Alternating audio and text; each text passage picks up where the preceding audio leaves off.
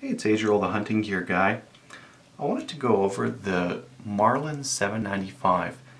This is a semi-automatic 22, and it's kind of a take on their Model 60, but feeding from the mag. I'm just going to back it out a little bit here so you can see more of what this rifle looks like. Now this one I've got an aftermarket stock on. This is an aftermarket stock that you can get for this rifle. Looks great, and this is only about $100. As you can see, it looks pretty cool. But getting down to the kind of the heart of this rifle, I'm just going to angle it a little bit just to make it a little bit easier for you guys to see. Come on.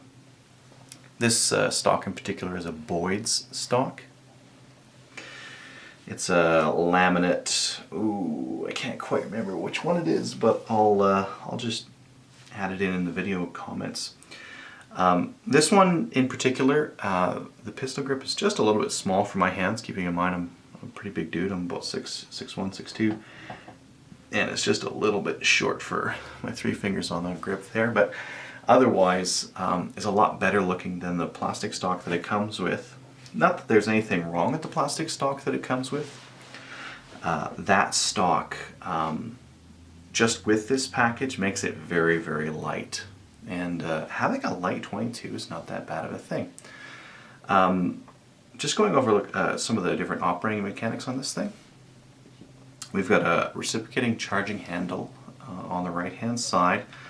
It's a little bit jiggly because it does come out with when you're disassembling it. Plastic trigger and trigger guard down here in the bottom. There's a cross bolt safety. That when you look at from the bottom, it has no color for safe and a little red band when it's ready to fire. I wonder if I can get that. Is that showing up? Yeah. I'm just going to zoom in on that.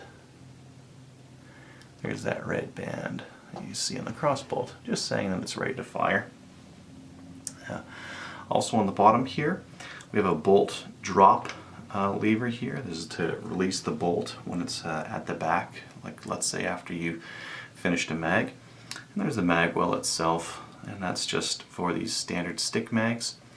I believe Pro Mag is making a drum mag and an extended stick mags for these. And I believe those are in the 25 range for the stick mags and much more for the drums. I think I've seen drums up to 50, so those are out there. You're going to get your best reliability from the factory steel mags. That's what they're made for. But I have heard some good things about the stick Pro Mags, not the drum ones, but the stick ones have been giving good reliability. So I can't tell you anything about that, but I'll link to another video in the comments down below here just on those 25 round stick mags. I believe MMAT's got some videos on those. So just some notes about the Marlin 795. I'll zoom out just a little bit more again here. This barrel profile is a little heavier than most 22s, which is kind of handy. I find with a lot of these sporting 22s, they come with a light barrel that heats up quite quickly. And I want to shoot a little bit more. I want to get a little bit more shooting, especially with a 22 when I'm blazing away to target or I'm out on a really hot gopher field. I don't want my barrel heating up. And I do want better accuracy where possible, so that's where a nice heavy barrel comes in handy. The big competition to this rifle is the Ruger 1022, and the 1022 has changeable barrels, so you can put whatever you want to on that. That all being said, it's not necessarily a bad thing to have a great barrel on the rifle to start with. This one's micro grooved, which I don't really take much stock in. It's got some grooves, so that's good, I guess. But the fact that it is a heavy barrel is nice. On this scope here, I have used it's got these dovetail grooves, and I have used those to mount a 3-to-9 scope. I don't know if anyone's recognized this, but this is one of the scopes that you'll get with one of the Savage hunting rifle packages. I really disliked it for a hunting rifle. Like I think I had it on a 270. But on a 22, it is fantastic. It gives me lots of zoom, lots of clarity, and I'm sure it can handle the minimal recoil that I get on a 22. Just a little bit more on the operating characteristics of this thing. Unlike the Ruger 1022, this is a last shot bolt hold open, so that bolt will come back to the rear once you're done with the magazine. Once you replenish the magazine, and this is something that I kind of dislike from factory. You can't just rip this bolt back. It will still stick. There is a mod you can do to make it so that it'll release once you've got that new round in and that new mag in place. But if you haven't modified it, you still have to use this tab down here at the bottom. I'm just going to zoom in so you guys can see what I'm up to here. There's that tab, and I'm just going to drop that, and that's going to drop my bolt.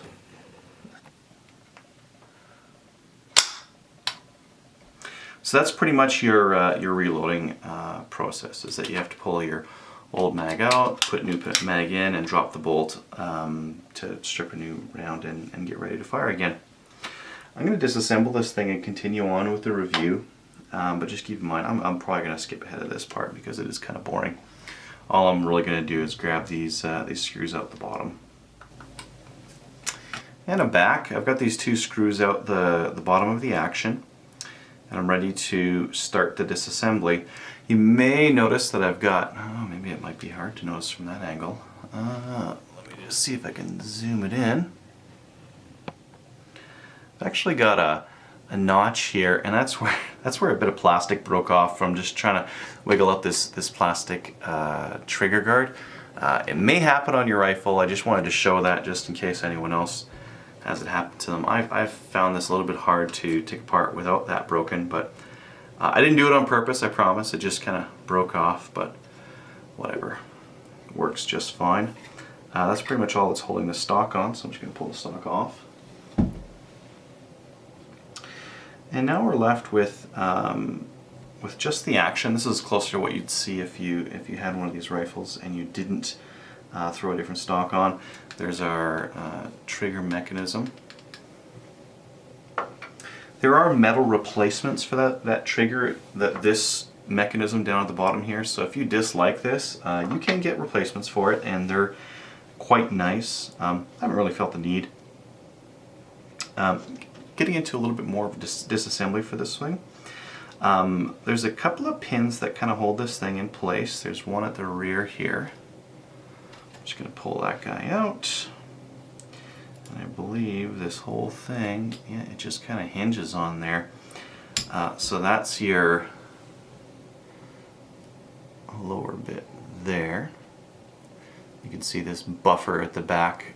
This is used on some rifles to kind of compress so that the bolt has something to hit. This is something that'll age with the rifle and something that you'll have to replace eventually. So if you've got a really old version of one of these and it's not shooting so good, or maybe it's making some clanking sounds, or there's a bunch of debris coming out, take a look at this little plastic thing here, because I do envision that's something that may need work. Once you've got this thing out, a couple of things are quite easy to clean. Now you can actually get to, I'm just going to crank this right in here, and I can actually get to that feed ramp. There's that feed ramp right there. And like with any 22, that thing's going to get gunked up, and a little bit of polish to it can't hurt, just like any feed ramp out there. Very light oil on the rest of this stuff, just because you don't want to attract a lot of dirt. Just going to throw it off to the side. Now, I'm just going to put my scope caps on here so I don't accidentally touch them with my now greasy hands. Let's see.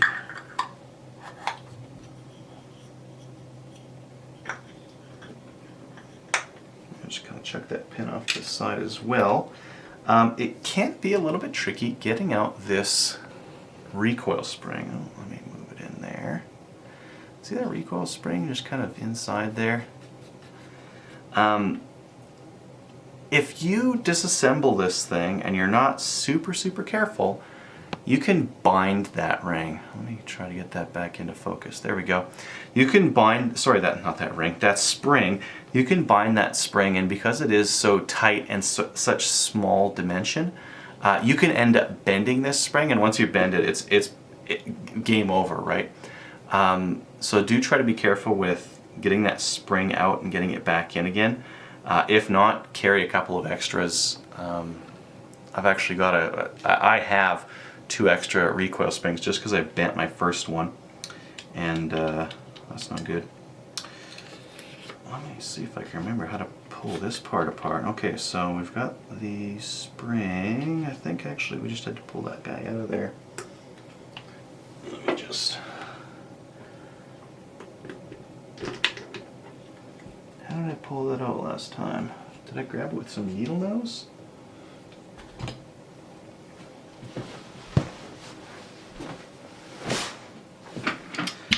Alright, let's get that recoil spring out of there.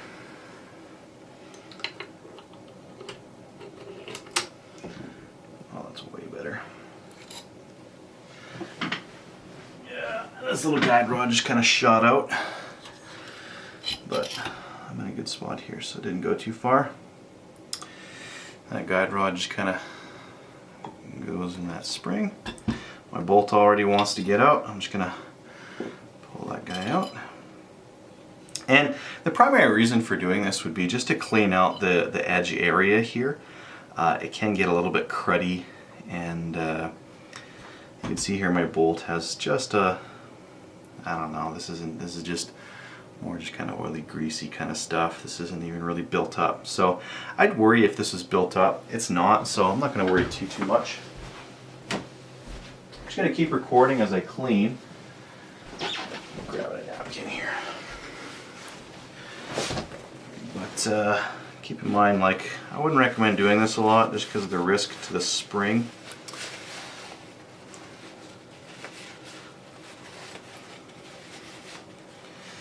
I can do one of those fancy things on YouTube where it speeds up and there's a power montage of all the cleaning.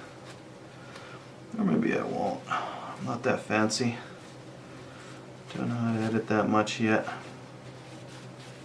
I've mostly done written reviews so far, so I've gotten really good practice with doing lighting and photography and writing these longer articles, but I haven't done too much on these YouTube videos, so this is something that's kind of new for me. That's looking a lot better. I'm pulling out a lot of, I don't know, kind of like, I don't think it's lead, it's just kind of like crud from shooting cheap .22 ammo. Yeah, that's good. Getting a lot of that channel. Not that there's a lot going on in this channel, but it is cleaning it really well. Yeah. Just gonna grab a pipe cleaner here. If you guys haven't used pipe cleaners, cleaning rifles, you're totally missing out. There are so many little channels and little pathways within a rifle that a pipe cleaner is really the only proper thing to clean. And man, it gets those areas clean. Look at that. Look at that nastiness. Oh, that was in the inside of my bolt. Now it's not. Awesome. Just gonna clean that a little bit. I don't know. I have no idea what this little hole's for. Oh, it must be a vent hole. Okay. Just gonna clean that area out. And again, like bottom of this bolt, you know, I already cleaned it with that paper towel, but it won't do it as well as this thing will, because it gets right in there.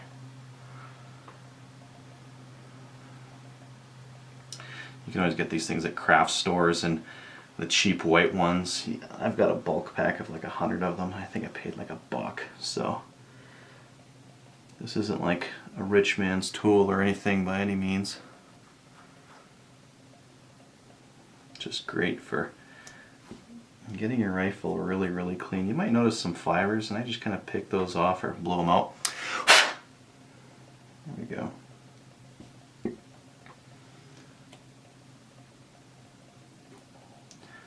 Yeah, these things are the only way to fly. Alright. Perfect. Now let's get back into this channel here. That's where there's just a pile of crud. Now right around the chamber area, I do have some lead buildup, or wax, or grease, or whatever the heck they're putting on 22 shells these days. So I'm just gonna give that a proper cleaning. I shoot this thing a lot, so it's not like it gets used a little bit and then kind of sits in a corner for a while. Onto the pipe cleaner. That pipe cleaner is going to get me let me get into all sorts of corners that I couldn't get into with just the paper towel. As well, it is wire, so be careful of where you don't want to scrape. Personally, in these are little like nooks and crannies and stuff like that, I do want to scrape them out. So I'm just going to use the tip of the pipe cleaner to just kind of scrape out some of that lead. Sorry if I lose you on the camera sometimes. I'm trying to actually like look at this thing and do a half decent job of cleaning it while I got apart. Get around the extractor area there. I know. Oh yeah, this. So I mean, this tells you a little bit about this thing, this receiver sharing the Model 60 because let's see. Can you see that? There's a hole here, and this hole is only here because this thing used to be tube fed, and that's the Model 60. This is the Model 795, so this one no longer uses the tube, but you can see that they're still using the machinery, and why not? That tube's not hurting anyone, and the cost to replace that tube in the whatever kind of machine they're using to build it is probably much more anyways. I'd rather have a cheap 22 that's mag fan and has a stupid hole in it than a more expensive one where they've re-engineered that and found other issues. Ooh, I lost you guys again. I'll just zoom you out a bit. There we go. I didn't intend on making this a clean and talk kind of a video, but there's so much little lead chunks in here. Okay, well I think I've got, I don't have anything anywhere near all of these lead chunks. I'm just looking on the side here, and man, it is just not even close. But so some of the other advantages to this rifle over, say, a 10-22 or the other major competition to this thing is a Remington 5.97, and both those are really good rifles. Personally, I think the 10-22 is almost like the AR of 22s in that there's a lot of different. You can make a 10-22 without using any parts from Ruger. That just talks to a lot of the different aftermarket stuff that's out there for it. You could not do that with one of these 795s. But there is a lot you can do with them. There's still quite a good aftermarket selection. Whereas the Remington 5.97 has, I guess, comparable selection to this one. In some areas the 5.97 has more, and in other areas the Marlin has a little bit more. So there's pretty comparable on the aftermarket. Accuracy wise, this is a pretty good accurate rifle to start with. Trigger's a little bit long, but the accuracy is pretty decent. That heavier barrel helps with that. It doesn't come in quite light, the plastic stock, and you can see here that the receiver doesn't have a lot to it. Means that this rifle is very light. 5.97 is about the same weight, although if I'm wrong, I guess I'll just note it in the annotations there. Man, there's so much crud around this stupid extractor that I'm just working around here. You know, there's these little cutouts around the barrel where the bolt extractors go. and those things are just jam-packed with all sorts of garbage, so I'm just kind of cleaning that out a little bit. Reliability-wise, this is a very reliable rifle. Most of the issues I've found issues with a couple of different types of ammunition. One of those types of ammunition I had out at the range last time I was out there. So I'm just cleaning it a little bit just to see if that'll help. But I mean, I've fired thousands and thousands of rounds of other ammunition without issue. Some of the things I wish that this rifle had, I wish it had drilled and tapped scope mounts for this thing, because you know, the dovetail system's been around for a bajillion years, and it sucks. It's just not that great of a system. I'd rather have nice solid mounts that I know aren't going to move. These dovetail mounts don't have a lot of purchase room on them. They're just not as trustworthy as a good drill and tap. Oh, that's sweet. Yeah, get out of there. Get out of there. Oh man, that's just a huge chunk. Okay, I think I'm gonna call it quits on that. And you can see my hands in my pipe cleaner here are just abused. And this is stuff that's kind of hard to get to with a paper towel. I've already cleaned it fairly well with the paper towel. I'm just gonna give it a little bit more of a wipe here. But just having that pipe cleaner is all that advantage there. Alright, let's put this thing back together. I think I'm happy with the cleanliness. I've already run a bore snake down the bore, so I'm going to be confident that's clean now. This part can be tricky.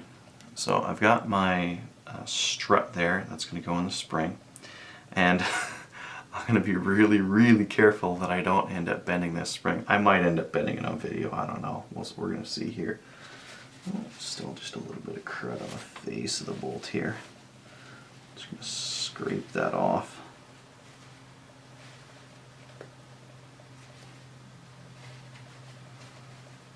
Yeah.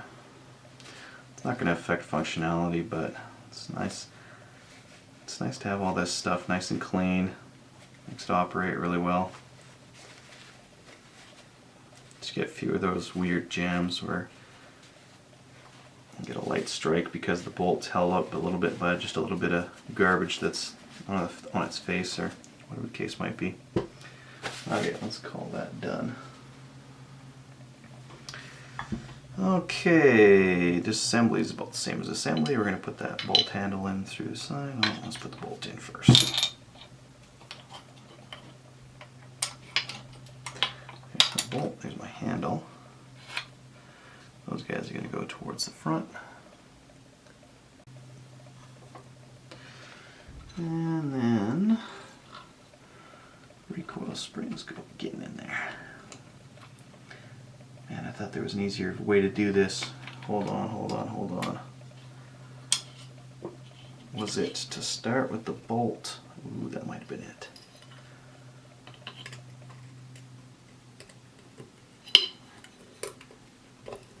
Yeah, so what I've basically done is curl this thing back up on the bolt so that, and sorry I can't show it all that easy. Man, I knew there was a trick to this thing. I just had to think about it and kind of jostle the memories. There's a YouTube video out here. I'm not. This isn't something I'm learning or just figuring out right now.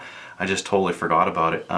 And the trick is to just kind of grab up here, pull that bolt back, and as you're putting it back in, have that spring compressed in there, rather than pulling it in from the back. So if you watch the disassembly here, don't do that.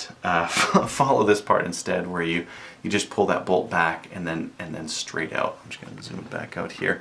So again, pull the bolt back and then out. That spring will stay in that channel, and you won't end up with any kind of binding.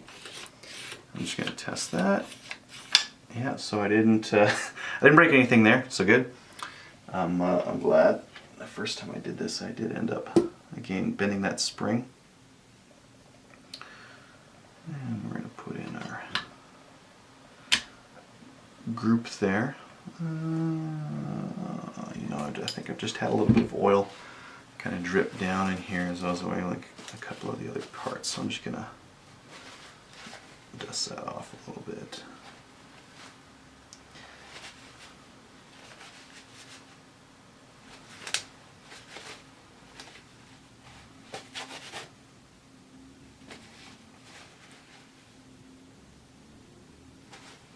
Again, there's a mod video online on how to make this thing so that there's I can't remember what the mod's called, but it's basically so that when the bolt is held open, you can just rip back on the charging handle instead of having to push this bolt hole open here. So that video's out there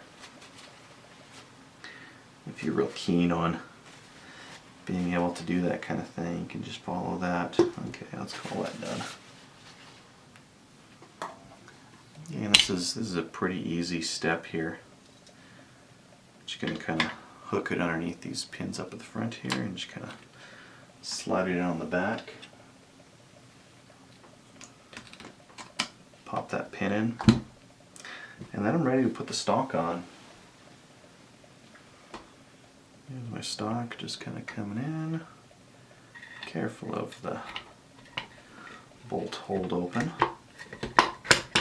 Get on there. Okay, there that goes. So depending on your stock, you may have to do this kind of onesie-twosie kind of a thing, but since I've broken this this chunk off here, I can just kind of slap this on there and that'll work just fine. I had more issues before when that wasn't broken. Was it long? No, that's the short one up front, and we've got that long one on the back. I really wish more manufacturers would make these out of Allen bolts. This flat stuff is not great. I mean, I get it. You guys don't want that much torque on it, but I don't like I've got a really good screwdriver set here. I don't like having marred up flat screws on my rifle. And if you disassemble your rifle a few times, you're going to start seeing that, no matter how careful you are. It's just not really a precision bit.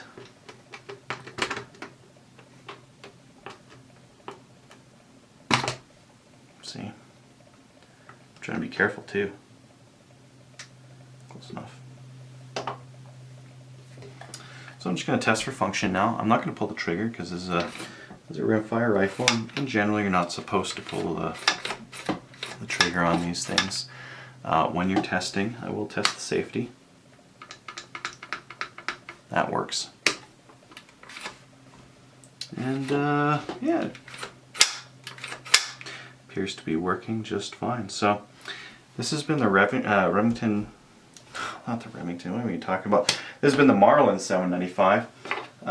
In case you're wondering about this mag and how to load it, because just keeping in mind this rifle is used a lot for first-time shooters.